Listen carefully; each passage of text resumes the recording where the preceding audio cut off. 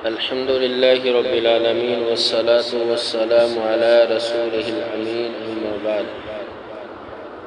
فأعوذ بالله من الشيطان الرجيم بسم الله الرحمن الرحيم کسی مرض کا علاج کرنے کے لیے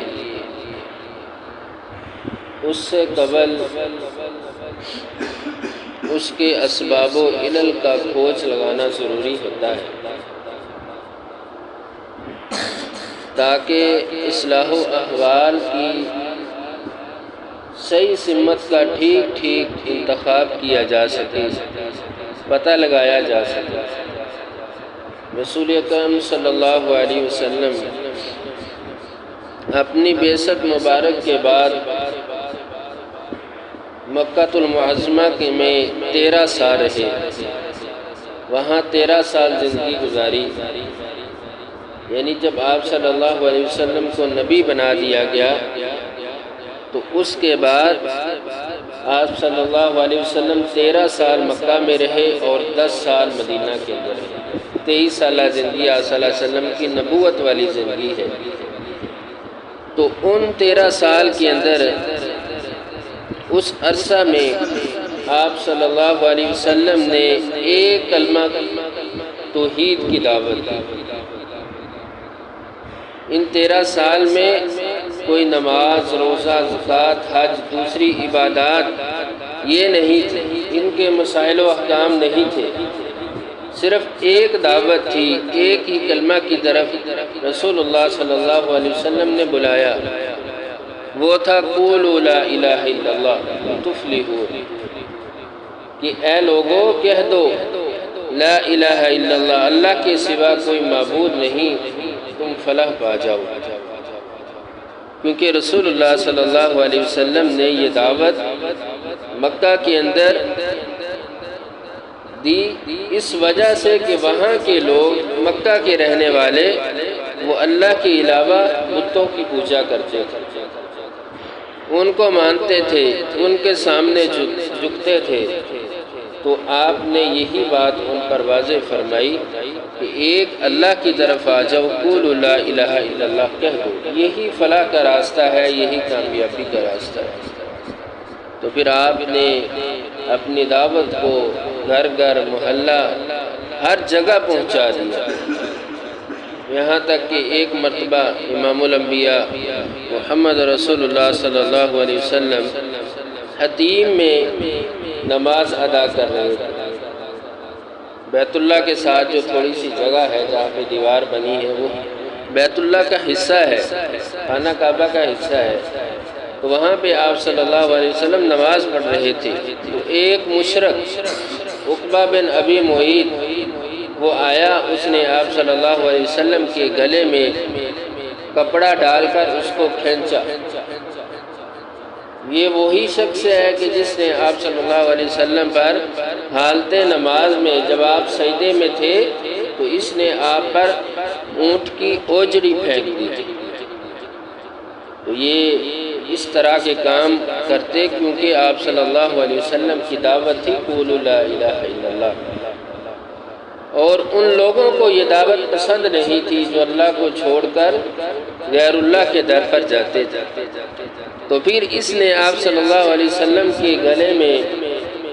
کپڑا ڈال کر کھینچا۔ تو جب سیدنا ابوبکر رضی اللہ تعالیٰ عنہ نے دیکھا تو وہ بھاگتے ہوئے آئے اور اس کو دھکا دے کر پیچھے کیا اور کہا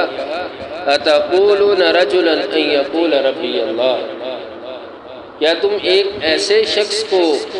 ایک ایسے آدمی کو قتل کرنا چاہتے ہو جو کہتا ہے ربی اللہ، میرا رب اللہ ہے؟ تو سیدنا ابوبکر رضی اللہ تعالیٰ عنہ کی اس بات سے واضح پتہ چلتا ہے کہ آپ صلی اللہ علیہ وسلم کی دعوت یہ تصادم کا سبب ایک ہی تھا کہ کس وجہ سے وہ لوگ جھگڑنا شروع ہو گئے، انہوں نے کس وجہ سے آپ صلی اللہ علیہ وسلم کی مخالفت کی، وہ ایک ہی سبب تھا، عقیدہ توحید، کیونکہ وہ ان کو منظور نہیں تھا، ان کو وہ چیز پسند نہیں تھی کہ ہمیں ایک اللہ کی طرف بلایا جائے، ہمارے معبودوں کو غلط کہہ دیا جائے۔ اسی وجہ سے تو ایک مرتبہ مکہ والوں نے یہ ارادہ کیا، یہ سوچا کہ آئے دن یہ آدمی یعنی آپ صلی اللہ علیہ وسلم ہمارے معبودوں کو غلط کہتا ہے، ان کو جھٹلاتا ہے، وہ ایک اللہ کی دعوت دیتا ہے، کیوں نہ کوئی افہام و تفہیم کا معاملہ کیا جائے، صلح صفائی کا معاملہ کیا جائے کہ جس کی وجہ سے ایسا ہو کہ دونوں گھر راضی ہو جائیں۔ تو پھر وہ آپ صلی اللہ علیہ وسلم کو پیشکش کرنے لگے کہ ایسا کرتے ہیں، ایک سال ہم سارے مل کر اللہ کی عبادت کریں گے اور دوسرے سال تم ہمارے ساتھ مل کر ان معبودوں کی عبادت کرو، یعنی اس طرح معاملہ سلجھا لیتے ہیں۔ تو اللہ تبارک و تعالیٰ نے ایک پوری سورہ کافرون نازل کر دی، کہا قل یا ایھا الکافرون، اے نبی کہہ دو کہ اے کافرو، لا اعبد ما تعبدون، میں نہیں عبادت کرتا جن کی تم عبادت کرتے ہو، ولا انتم عابدون ما اعبد، اور نہ تم ان کی جن کی عبادت کرنے والے ہو، ما اعبد، میں عبادت نہیں کرتا، ولا انا عابد ما عبدتم، اور نہ میں عبادت کرتا ہوں جن کی تم عبادت کرتے ہو، نہ تم اس کی عبادت کرنے والے ہو جس کی میں کرتا ہوں، اور نہ میں اس کی عبادت کروں گا جس کی تم عبادت کرتے ہو، بتوں کی۔ لکم دینکم ولی دین، تمہارے لیے تمہارا دین ہے، میرے لیے میرا دین ہے۔ تو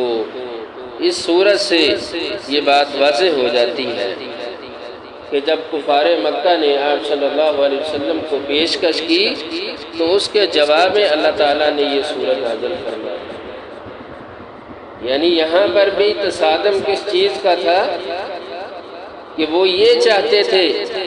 کہ ہمیں ایک اللہ کی طرف دعوت نہ دی جائے، ہمارے معبودوں کو جھٹلایا نہ جائے۔